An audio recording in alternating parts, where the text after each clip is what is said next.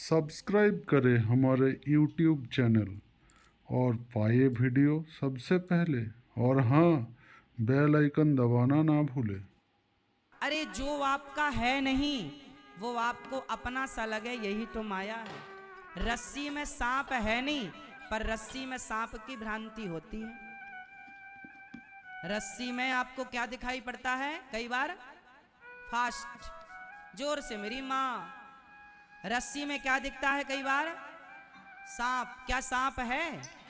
सांप नहीं है पर दिखा। सांप है नहीं पर दिखा, यही माया है। संसार में अपना कोई है नहीं पर अपना सा लगा, यही तो माया है। क्यों लगा? माया के कारण। रस्सी में सांप क्यों दिखा? अंधकार के कारण। अंधकार था, अंधेरा था, आपने रस्सी को सांप समझ लिया। यदि आपके हाथ में प्रकाश होता, टॉर्च होती, तो क्या रस्सी को आप सांप समझते? बोलो। अंधेरे में रस्सी को आपने सांप समझा, उसी प्रकार माया के अंधकार से आप संसार को सत्य समझ लेते हैं, जबकि ये झूठा है। यही माया है। क्यों हम सत्य मान बैठे हैं? माया है। पत्नी हमारी है नहीं, हम मानते हैं। बेटा हम, अच्छा ये बताओ, आपका बेटा आपका ही है? आप कंफर्म करा सकते हैं मुझे? जब एक पिता के द्वारा मां गर्भवती होती है, तो पिता के द्वारा मां के गर्भ में पानी की कुछ बूंदें स्थापित हो जाती हैं। वो पानी की कुछ बूंदें पिता ने स्थापित कर दी, उसके बाद पिता का काम खत्म। वही पानी की कुछ बूंदों से मां के गर्भ में मां का रज मिलकर उस पानी की बूंदों से वहां एक प्रोसेस स्टार्ट हो गया। मां के रज से मिलकर पिता का तेज, दोनों का जब अंश मिला तो पेट में, मां के गर्भ में बच्चे का निर्माण स्टार्ट हुआ। पहले बच्चे का सिर बना, फिर बच्चे का हाथ और पांव बना, फिर बच्चे का स्त्री और पुरुष का चिन्ह बना, फिर बच्चों के साथ धातुएं बनी, पूरा हड्डी इत्यादि तैयार हुई, आंख तैयार हुई। अब मुझे कृपया ये बताओ कि ये तैयार कौन कर रहा है? आंख कौन लगा रहा है? आपकी मां या आपका पिता? बोलो।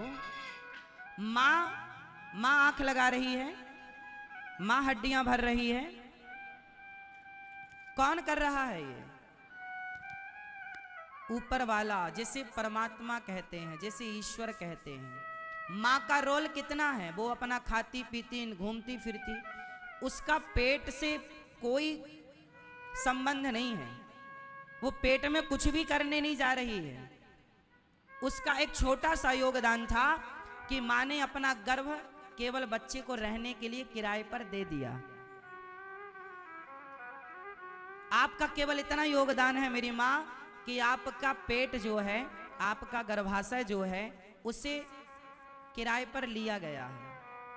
पिता और मां दोनों का जल मिला और बच्चे का निर्माण पानी की बूंदों से स्टार्ट हो गया। किसने सिर लगाया?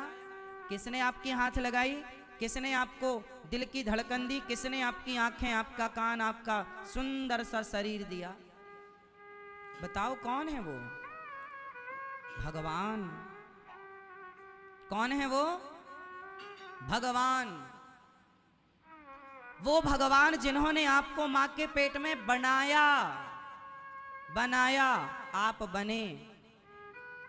9 महीना टाइम पीरियड पूरा हुआ, आप बाहर आए।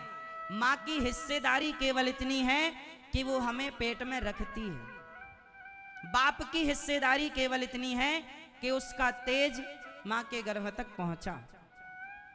अब बताओ कितनी हिस्सेदारी है?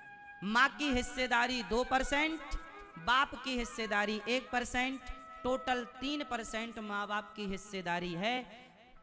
वरना 97% हिस्सेदारी आपको किसकी दिखती है? यदि भगवान ना बनाए तो मां क्या कर लेगी? कई बार गर्भ खराब हो जाता है, सही ग्रोथ नहीं हो पाती, बच्चा नहीं बन पाता, तो फिर माँ बना ले, तू अपने से क्यों नहीं बना लेती हो?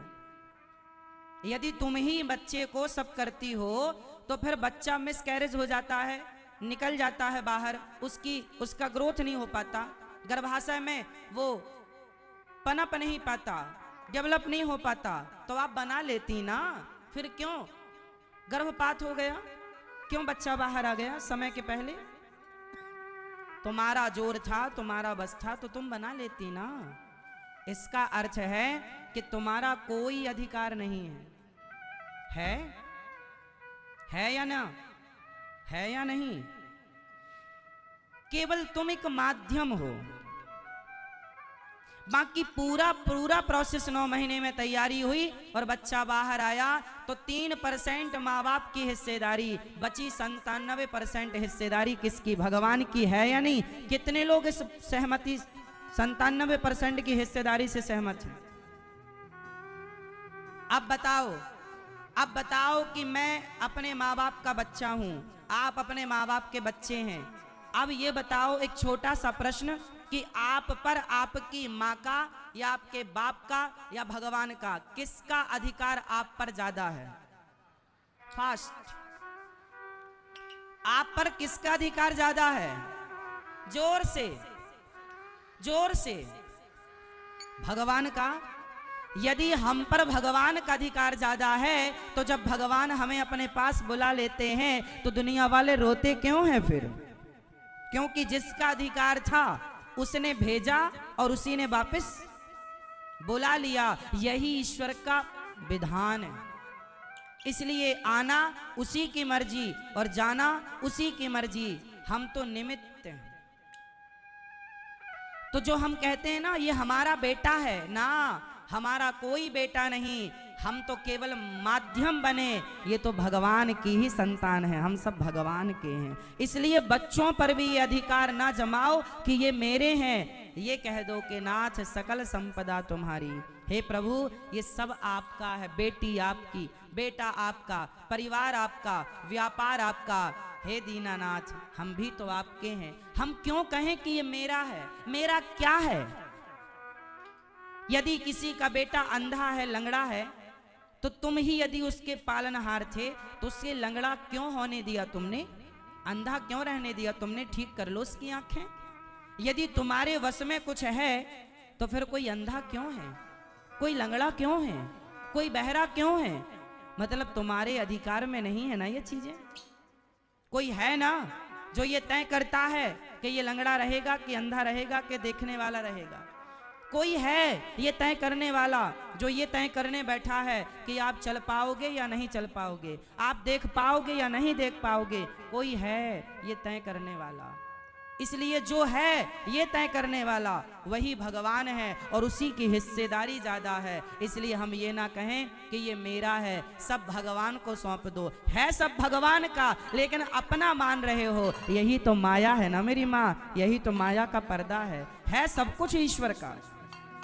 लेकिन अज्ञानवश हमने क्या मान लिया? मेरा। आप क्या कहती हो? ये बेटा मेरा है, ये बेटी। सपने में भी आपने नहीं सोचा, आप ताल ठोक के कहते हैं 100% मेरा बच्चा है ये। तो फिर भगवान क्या कर रहे थे? सब तुम्हारा है। अब देखो ना, सब कुछ भगवान का है, पूरा मटेरियल भगवान का है, लेकिन आपने दावा ठोक दिया कि ये मेरा है।